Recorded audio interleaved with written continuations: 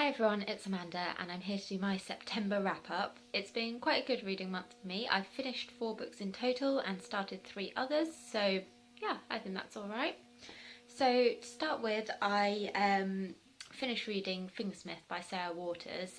This is historical fiction like all her other works, and it tells the story of Sutrinder, who is a young girl/woman, sort of late teens, who has been brought up in sort of a criminal household in the East End of London. And it follows her and how her life intertwines with that of Maud Lily, who is a girl of the same age but who has been brought up in this grand country home out in the countryside.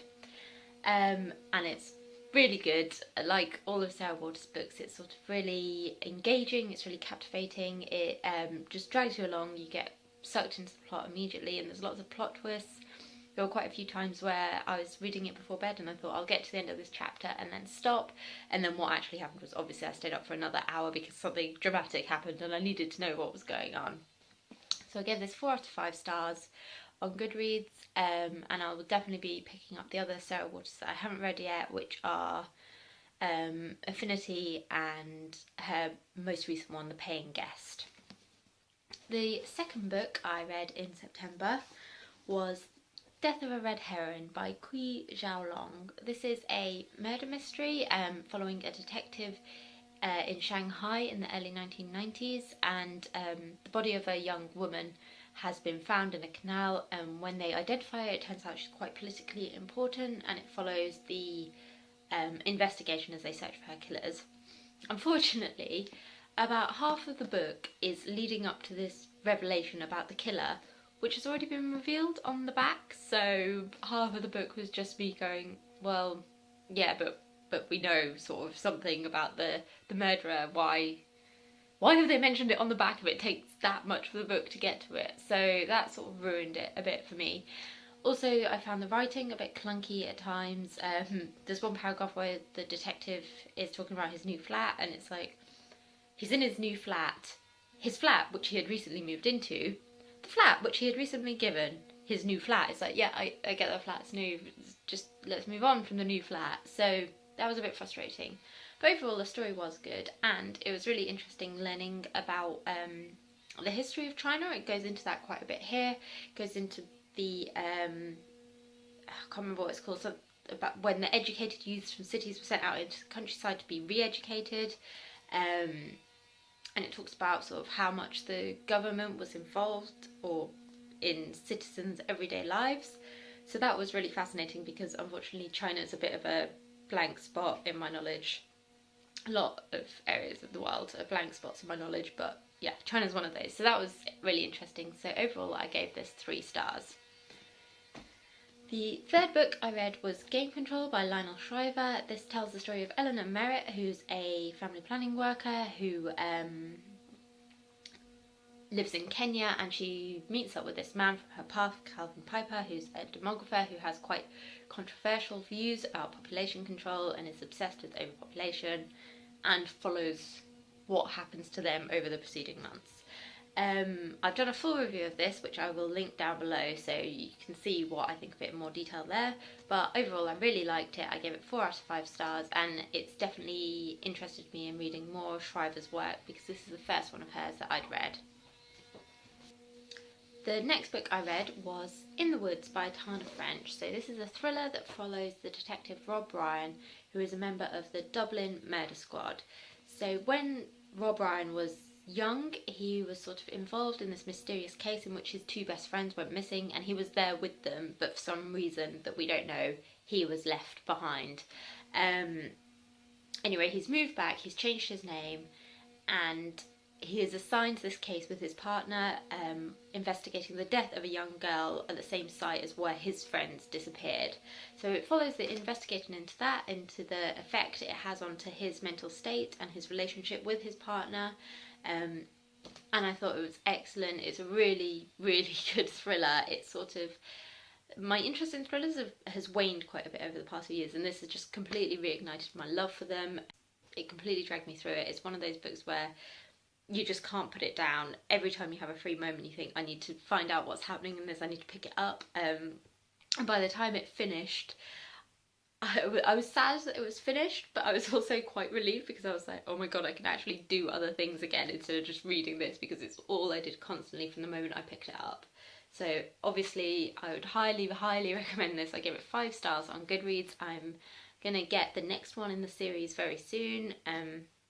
Yeah, I loved it. I loved it. I can't believe it took me this long to read Any Ton of French, because it was great. Okay, I then started and didn't finish 3 other books this month. So the first one was Mystery and Manners by Flannery O'Connor. This is a collection of Flannery O'Connor's non-fiction writing, primarily about writing itself, also about her religion and how that informed her work. And then at the beginning there's a brilliant essay called The King of the Birds, which is about her peacocks, which she famously raised. And it's just really funny and quirky and interesting, and I really loved that essay. I also feel like it's enabled me to understand her work and where she's coming from a lot better. I read The Violent Bear It Away earlier this year, and I didn't love it like I expected to, but reading this has made me really want to go back and reread it. It's made me feel like I would A, get a lot out of rereading it, and B, would just understand it a lot more. So I'm super glad I read this. And yeah, I'm definitely going to pick up other of her stuff. And I got about halfway through that, so still got a few essays to go, but I'll pick them up eventually. As the case often is with essay collections, they're all very much standalone, so it doesn't matter if you put it down and go back to it.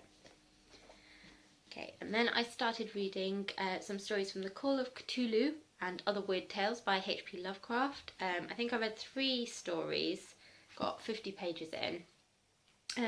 The 3 I read so far were The Rats in the Walls, The Picture in the House, and The Nameless City. Quite worryingly, looking at that, I have literally no idea what The Picture in the House was about. Literally nothing. So that's not a great sign. But the Rats in the Wall was really good. It's quite creepy. I quite enjoyed the sense of dread which Lovecraft is famous for. And then The Nameless City also I found quite similar, but I still enjoyed it. I put it down partly because it was already getting slightly samey for my liking, so I don't think this is a book you'd necessarily want to read all in one go. But also because one of the other short stories in here, the titular The Call of Cthulhu, is part of the Goodreads buddy read group's Spooky October challenge, so I'm going to speak a bit more about that in another video. And then the other book I started was also part of the Goodreads BookTube buddy reads group. I'm definitely saying that wrong. Why didn't I look up the actual phrasing before starting this? Anyway, the Buddy Reads group for BookTube that is on Goodreads is hosting a spooky read-along challenge in October, and this is also part of that, The Turn of the Screw. My copy actually includes some other stories, so what I did was I started reading those other stories before that. At the moment, it's okay, it's not great.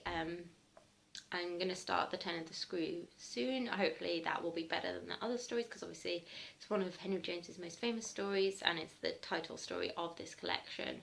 So yeah, but as for the spooky reading challenge as a whole, I'm actually going to do a whole other TBR video about that, and hopefully more videos during the month, as there's loads of mini challenges and other things like that. So yeah, I'm wanting to get fully involved, hopefully going to do more reviews, but I will say more in my TBR video.